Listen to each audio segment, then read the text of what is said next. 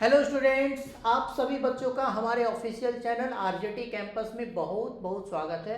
तो बेटा हम लोग आज की लेक्चर को फिर कंटिन्यू करते हैं। जो हमारा लास्ट लेक्चर था सेंटर ऑफ मास था, सिस्टम ऑफ पार्टिकल का पहला पार्ट था। आज हम लोग सेंटर ऑफ मास के मोशन की बात करेंगे, ठीक है ना। हमने पिछली क्लास में पोजिशन की बात की थी, आज हम लोग मोशन की बात करेंगे, ठीक है।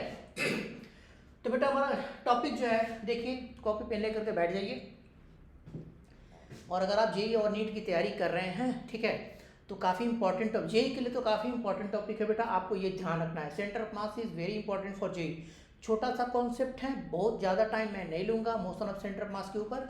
तो आप इसको कॉपी पेन लेकर के बैठिए और अच्छे से वॉच कीजिए, ठीक है। चलो, मोशन ऑफ सेंटर ऑफ मास। देखो बेटा, आपने याद किया कि पार्टिकल की जो पोजीशन थी, सेंटर ऑफ मास का पोजीशन हम लोग क्या लिखते थे। सेंटर ऑफ मास की अगर हम लोग पोजीशन की बात करते थे तो हम लोग कैसे लिखते थे, तो बोलते थे कि XCM is equal to m1x1 plus m2x2 plus mn dot dot mn xn divided by m1 plus m2 plus dot dot mn। सारे का हम लोग लेते थे। तो सेंटर ऑफ मास का पोजीशन जो हम लोग लेते थे बेटा, कैसे लिखते थे, तो XCM का हम लोग फॉर्मूला लिखते थे। अब आपको क्या करना है, सेंटर ऑफ मास का मोशन की बात करेंगे। मैं यहाँ पे कह दूँगा, चलो वेलोसिटी ऑफ सेंटर ऑफ मास क्या होगा। बहुत सारे पार्टिकल हैं एक साथ मूव कर रहे हैं, उनकी सेंटर मास की वेलोसिटी क्या होगी। एक पार्टिकल का अलग वेलोसिटी, दूसरे का अलग वेलोसिटी, सेंटर मास का वेलोसिटी क्या होगा, एक्सेलरेशन क्या होगा, उसको हम लोग कैसे निकालेंगे।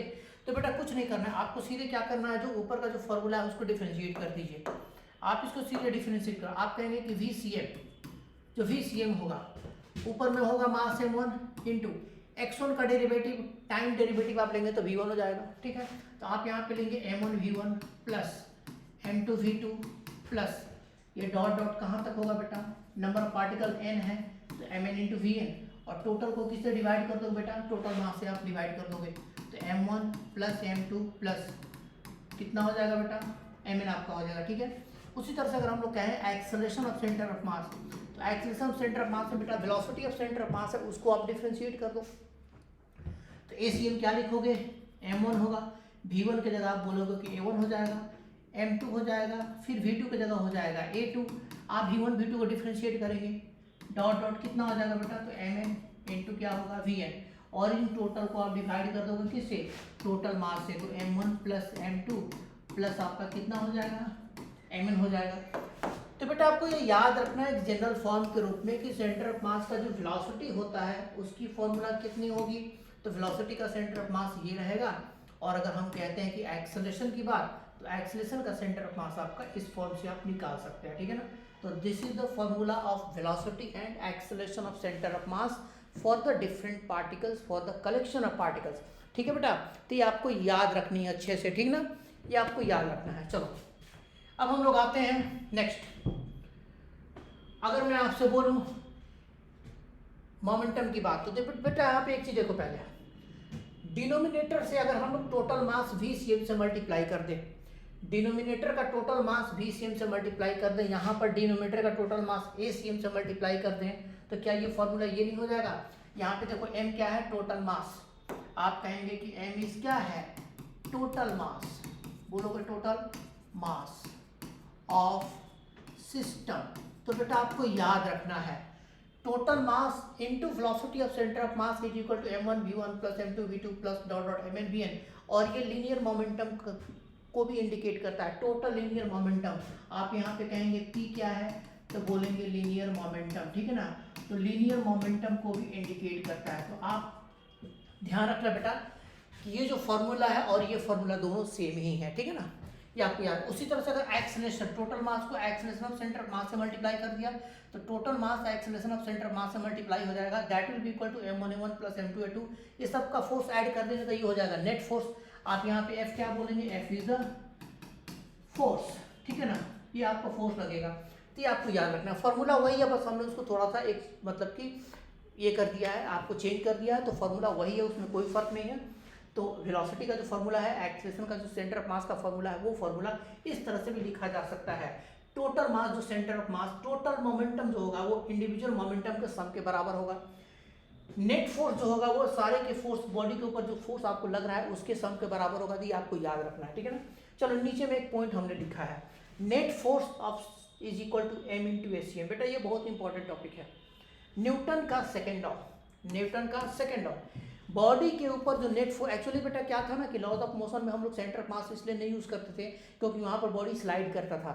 यहाँ पे बॉडी किसी भी डायरेक्शन में मूव कर सकता है, कहीं भी जा सकता है, इसलिए हम लोग चूँकि रोटेशन का पार्ट है तो यहाँ पे बॉडी का मोशन अलग अलग डायरेक्शन में होगा, तो हमें यहाँ पे सेंटर ऑफ मास यूज़ करना होता है एक से ज़्यादा ऑब्जेक्ट है तो आपको ध्यान रखना है कि बॉडी के ऊपर जो नेट एक्सटर्नल फोर्स होगा that is equal to total mass. ये टोटल मास आपको, ये आपको ध्यान रखना है, टोटल क्या है, ये टोटल मास है, तो टोटल मास, ठीक है ना, into acceleration of centre of mass के बराबर होगा।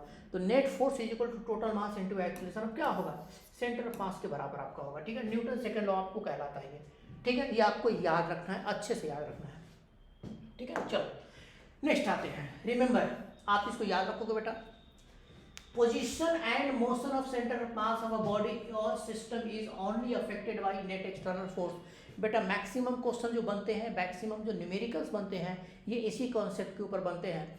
सेंटर ऑफ मास का पोजीशन या सेंटर ऑफ मास का मोशन एक ही चीज से अफेक्ट होगा और वो है एक्सटर्नल फोर्स।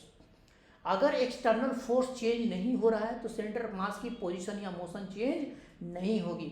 अगर आप चाहते हैं कि सिस्टम के सेंटर ऑफ मास को चेंज करें, सिस्टम में सेंटर ऑफ मास को मोशन को चेंज करें, तो उसके लिए आपको एक्सटर्नल फोर्स अप्लाई करना पड़ेगा, ठीक है, आपको ध्यान रखना है। तो position and motion of centre of mass of body और system is only affected by net external force. एक एग्जांपल देखो, यहाँ पर सडन एक्सप्लोजन हमने कर दिया। आप कहेंगे कि सडन एक्सप्लोजन का केस होता है, एक बॉडी है, अचानक स्प्लिट किया बहुत सारे पार्ट्स में, 1 2 3 4 5 पार्ट में इधर उधर मूव किया सारा का सारा, तो कहेंगे कि सेंटर ऑफ मास, सेंटर के एक्सप्लोजन के पहले क्या था। तो यहाँ पे आप देखिए, सबसे पहली चीज देखिए, VCM यहाँ पे क्या था, 0, कहेंगे कि अभी भी क्या होगा, 0 होगा, क्योंकि एक्सप्लोजन के पहले VCM 0 था, बाद में भी 0 होगा। क्यों, सब अलग अलग डायरेक्शन में मूव करेंगे लेकिन सेंटर ऑफ मास वहीं पे रहेगा जहाँ पहले था। क्यों ऐसा होगा, कारण है क्योंकि जो एक्सप्लोजन हो रहा है that is due to internal force, और internal force centre of mass के मोशन को अफेक्ट नहीं करेगा, ये आपको ध्यान रखना है। Internal force will not affect the nature of centre of mass. तो सडन एक्सप्लोजन में, एक्सप्लोजन के पहले सेंटर ऑफ मास रेस्ट में है, एक्सप्लोजन के बाद सेंटर ऑफ मास का भी रेस्ट में रहेगा। क्यों, क्योंकि इंटरनल फोर्स है। यहाँ पे देखिए, बॉडी मूव कर, मान लो कि प्रोजेक्टाइल पाथ आपने थ्रो कर दिया, तो बॉडी के ऊपर एक्सटर्नल फोर्स कौन सा लग रहा है, mg लग रहा है। जब आप ऊपर में जा रहे हैं तो mg लग रहा है, लेकिन mg चेंज थोड़ी होगा, नहीं चेंज होगा, मास टोटल वही रहेगा, g आपका नीचे ही लगेगा। तो कहेंगे कि सेंटर ऑफ मास का मोशन जो होगा वो अनअफेक्टेड होगा। ऊपर जाकर के मान लो प्रोजेक्टाइल टूट गया अलग अलग पार्ट में, तो प्रोजेक्टाइल जब अलग अलग पार्ट में टूटेगा तो सेंटर ऑफ मास का जो पाथ पहले था वो बाद में भी होगा। एक पार्टिकल उधर जाके गिरे, दूसरा उधर जाके गिरे, तीसरा उधर जाके गिरे, कोई फर्क नहीं पड़ता। क्यों, क्योंकि सेंटर ऑफ मास की मोशन mg गवर्न कर रहा है, और mg मतलब m total mass into g, तो ये आपका चेंज नहीं होने वाला, वो हमेशा वर्टिकली डाउन ही लगेगा कभी भी। तो इस कारण से क्या होता है, सेंटर ऑफ मास अपने मोशन को रिट्रेस, मतलब कि अपने मोशन को रिपीट करता है। ये रिपीट नहीं करेगा बेटा, अपने पाथ को फॉलो करता है, तो कहेंगे कि सेंटर ऑफ मास का मोशन वही रहेगा। तीसरा कोलिजन का केस हमने दिखाया। कोलिजन में क्या हुआ, एक बॉडी कोलाइड किया दूसरे बॉडी में। कोलिजन में क्या होता है, collision is the interaction of two bodies, दो बॉडी आपस में कोलाइड किया। सिस्टम का सेंटर ऑफ मास कोलिजन के ऊपर इफेक्ट नहीं करेगा। क्यों, क्योंकि कोलिजन इंटरनल फोर्स होता है, इंटरनल फोर्स एक्सर्ट करे एक बॉडी दूसरे पर, दूसरा पहले पर, तो बॉडी का अलग अलग वेलोसिटी हो सकता है, लेकिन सेंटर ऑफ मास का वेलोसिटी जो पहले था कोलिजन के जो ड्यूरिंग है वो बाद में भी रहेगा। क्यों, क्योंकि सेंटर ऑफ मास में कोलिजन जब होता है तो centre of mass internal force पर डिपेंड नहीं करेगा। जब आप सिंगल सिस्टम ले लेंगे तो एक्सटर्नल फोर्स यहाँ पे 0 हो जाएगा, ठीक है, ये आपको याद रखना है। चलो आगे चलते हैं बेटा, ठीक है। नेक्स्ट एक एग्जाम्पल हमने दिखाया है, आप एक बॉडी को हनुमान जी के गदा की तरफ, आप एक बॉडी को क्या किए, थ्रो कर दीजिए प्रोजेक्टाइल मोशन में, ऐसे फेंक दो। बॉडी जब मूव करेगा तो अलग अलग रास्ते ऐसे मूव करता हुआ जाएगा, घूमता हुआ चला जाएगा, लेकिन आप एक चीज मार्क करेंगे, ठीक है, आप एक चीज मार्क करेंगे कि इस पूरे बॉडी का सेंटर ऑफ मास जो है वो एक पर्टिकुलर पाथ, पैराबोलिक पाथ को फॉलो करेगा प्रोजेक्टाइल मोशन में। क्यों, क्योंकि centre of mass m into g हमेशा नीचे लगेगा। तो चूंकि सेंटर ऑफ मास का पाथ शुरुआत में पैराबोलिक है तो बाद में भी पैराबोलिक रहेगा। बॉडी के अलग अलग पार्ट की वेलोसिटी और या पाथ अलग अलग हो सकता है, लेकिन सेंटर ऑफ मास का क्या होगा, सेंटर ऑफ मास का आपका डिफर नहीं करेगा, वो एक पैराबोलिक पाथ ही फॉलो करेगा। ये आपको ध्यान रखना है बेटा, ठीक है, याद रखोगे आप। चलो इसके बाद अब हम लोग आते हैं क्वेश्चंस के ऊपर। एक क्वेश्चन हमें दिया है बेटा, एक्स एक्सिस वाई एक्सिस दिया है, एक बॉडी 3 kg का है जो एक्स एक्सिस की तरफ मूव कर रहा है 10 I का मीटर पर सेकंड से, दूसरा बॉडी आपका जो है वो आपको 2 kg का है जो 10 J का मीटर पर सेकंड से मूव कर रहा है किधर की तरफ, वाई डायरेक्शन में, ठीक है ना। आपको निकालना है velocity of centre of mass. तो सेंटर ऑफ मास की वेलोसिटी आपको निकालने के लिए हमें कहें कि चलो सेंटर ऑफ मास की वेलोसिटी कैसे निकालोगे, तो कुछ नहीं करना है बेटा, फॉर्मूला यूज कीजिए, एकदम सिंपल फॉर्मूला यूज कीजिए। चूंकि वेलोसिटी ऑफ सेंटर ऑफ मास दिया हुआ है वेक्टर फॉर्म में, तो आप इसको क्या लिखेंगे, कितने पार्टिकल है, 2 पार्टिकल है, तो m1 है। चूंकि वेलोसिटी वेक्टर फॉर्म में दिया हुआ है, बेटा ध्यान रखना है कि वेलोसिटी किस में है, वेक्टर फॉर्म में दिया हुआ है।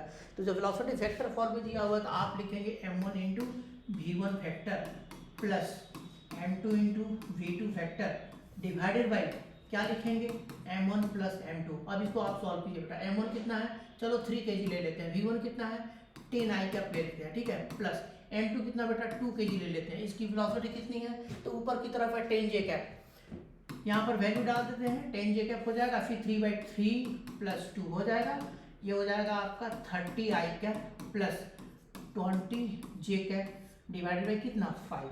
बेटा अगर आप इसको थोड़ा सा और सॉल्व करेंगे तो ये हो जाएगा 6 I कैप और ये हो जाएगा 4 j कैप। तो this is the velocity of centre of मास। मतलब ये हुआ कि एक बॉडी जो है एक्स एक्सिस में जा रहा है, दूसरा वाई एक्सिस में जा रहा है, लेकिन सेंटर ऑफ मास की वेलोसिटी क्या होगी, 6 I cap plus 4 j cap metre पर सेकेंड। आपको याद रखना है, ये हमने फॉर्मूला डाल करके निकाल लिया, ठीक है। ये सिंपल क्वेश्चन है, ठीक है ना। चलो आते हैं नेक्स्ट क्वेश्चन के ऊपर। देखो बेटा, एक ब्लॉक 3m मास का है, 10 मीटर पर सेकंड मूव कर रहा है, एक ब्लॉक बॉडी है रेस्ट में है जिसकी मास m है, दोनों आपस में कोलाइड किया, वेलोसिटी ऑफ सेंटर मास क्या पूछा है, फाइंड VCM आफ्टर कोलिजन। बेटा यहाँ पे क्या करोगे, कॉलिजन का नेचर नहीं दिया है, कॉलिजन का नेचर नहीं दिया है, आप क्या करेंगे, तो कहेंगे कि कॉलिजन किसी भी तरह का हो, किसी भी तरह का कॉलिजन हो, आपको एक चीज ध्यान रखना है, ठीक है ना, कि कॉलिजन किसी भी तरह का हो, सेंटर ऑफ मास की वेलोसिटी अफेक्टेड नहीं होगी। क्यों, क्योंकि कॉलिजन में एक बॉडी दूसरे पर जो फोर्स एक्सर्ट करेगा वो एक क्या हो जाएगा, इंटरनल हो जाएगा। तो आप क्या कीजिए, velocity of centre of mass before collision निकाल लीजिए, बिफोर कॉलिजन आप वेलोसिटी ऑफ सेंटर ऑफ मास निकाल देंगे, ठीक है। तो सेंटर ऑफ मास की वेलोसिटी बिफोर कॉलिजन निकालते हैं तो मोमेंटम कंजर्व करोगे, तो बोलोगे कि m1 u1 plus m2 u2 बराबर, ठीक है, सॉरी कॉलिजन के पहले VCM का फॉर्मूला बेटा, तो VCM लिखोगे m1 v1 plus m2 v2 divided by कितना लिखोगे बेटा, m1 प्लस m2। आप इसको वैल्यू पुट कीजिए, m1 की जगह आप 3m डाल दीजिए, v1 कितना है बेटा 10 है, प्लस आप कहेंगे कि m2 की मास m और ये 0 हो जाएगा क्योंकि वो रेस्ट में है। उसके बाद कहेंगे कि 3m प्लस m कितना, आप इसको ऐड कर दीजिए, ठीक है ना। आप यहाँ पे वेलोसिटी ऑफ सेंटर मास कितना निकालोगे, तब बोलोगे 3m हो जाएगा इंटू 10 कितना हो जाएगा 30m डिवाइडेड बाई 3 और 4 कितना हो जाएगा, 3 और 1 क्या होगा 4m हो जाएगा, m से m कट गया, VCM कितना हो गया बेटा 15/2 मीटर पर सेकेंड। अब आप कहेंगे बेटा ये ठीक है कि कॉलिजन के पहले सेंटर ऑफ मास की जो वेलोसिटी है वो है 15/2 मीटर पर सेकेंड। कॉलिजन में इंटरनल फोर्स लगेगा एक दूसरे के ऊपर, सिस्टम हमारा दोनों ब्लॉक है, तो फिर सेंटर ऑफ मास का मोशन अफेक्टेड नहीं होगा। तो कहेंगे कि कॉलिजन के बाद भी यही रहेगा, तो this will be the right answer. Collision के बाद पूछो, कॉलिजन के समय पूछो, कॉलिजन के पहले पूछो, VCM यही रहेगा, ठीक है। ये हमने कॉन्सेप्ट यूज कर लिया, ठीक है। चलो अब आते हैं बेटा आगे वाले क्वेश्चन के ऊपर। If pulley is massless then find acceleration of centre of mass of system. देखो बेटा पुली वाला क्वेश्चन तुम लोग ऑलरेडी कर चुके हो, ठीक है ना। एक बॉडी ऊपर जा रहा है, दूसरा बॉडी नीचे जा रहा है, तो यहाँ पे सबसे पहले आप दोनों का अलग अलग एक्सेलरेशन फाइंड कीजिए, दोनों का सबसे पहले अलग अलग एक्सेलरेशन का फाइंड कीजिए, ठीक है ना। आपको याद है फॉर्मूला, ए बराबर क्या लिखते थे, बोलेंगे A1 सबसे पहले मैग्नीट्यूड ऑफ एक्सेलरेशन निकालते हैं, A1 का मॉड बराबर A2 का मॉड बराबर A मानते हैं, ठीक है। अब देखिए बेटा यहाँ पे A का फॉर्मूला क्या होगा, तो आपको याद होगा m1 minus m2 by m1 plus m2 into g. Newton's laws of motion में हमने ये फॉर्मूला यूज किया था। 2m जो होगा नीचे जाएगा कितने एक्सेलरेशन से, A से, m जो है ऊपर जाएगा कितनी एक्सेलरेशन से, A से, तो एक नीचे दूसरा ऊपर कितनी एक्सेलरेशन से, ये फॉर्मूला। तो आप क्या कीजिए, m1 की जगह 2m डाल दीजिए, माइनस m2 की जगह कितना डालोगे, m डालोगे, m1 plus m2 2m plus m into आप g कर दो, कितना आया बेटा ऊपर में हो जाएगा m, नीचे में आ जाएगा 3m इंटू जी, mm कैंसिल हो गया, यू आर गेटिंग g/3। अब ये आपका एक्सेलरेशन आ गया बेटा g/3। ये कॉमन एक्सेलरेशन का मैग्नीट्यूड है। एक ब्लॉक जो है ऊपर जाएगा, दूसरा नीचे जाएगा ना। वो पूछा क्या है, पूछा है सेंटर मास का एक्सेलरेशन। तो सेंटर मास का एक्सेलरेशन पूछा है तो फॉर्मूला पर लगा दे। एक बॉडी ऊपर जा रहा है, दूसरा नीचे जा रहा है, तो अब यहाँ पे एक को प्लस ले लो, एक को माइनस ले लो। ठीक है, तो आपसे पूछा गया कि acceleration of centre of mass, तो यहाँ पर हम लोग ACM का फॉर्मूला रखाएंगे m1a1 plus m2a2 divided by m1 plus m2। तो बेटा यहाँ पे क्या करना है, m1 की जगह 2m डालो, या m1 की जगह आप क्या करो, हाँ m1 की जगह 2m डालो, कोई दिक्कत नहीं है। चूंकि हमने m1 को 2m लिया है, 2m इंटू a1, बेटा ये नीचे जा रहा है तो इसको माइनस ले लो, इसको माइनस लो, तो इंटू माइनस g/3 कर दो। ठीक है, प्लस m2 की जगह m करो और फिर a2 की जगह क्या करोगे, g/3 कर दोगे।